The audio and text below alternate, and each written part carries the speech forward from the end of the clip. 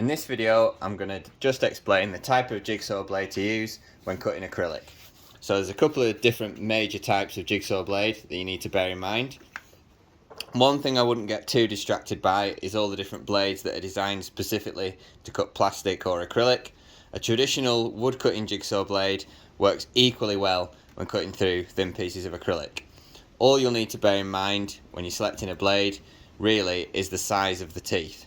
So this is quite a large gulleted jigsaw blade with some quite large teeth, so that'll cut through your acrylic a lot faster, which is possibly what we don't want. As it's only thin acrylic, we want a nice steady cut with minimal tear out.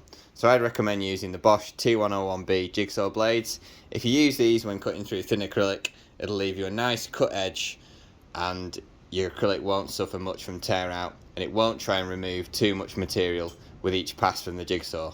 These will be just perfect for cutting thin pieces of acrylic, and we'll attach a link to those in the description so you can use some yourself, but they'll be just fine.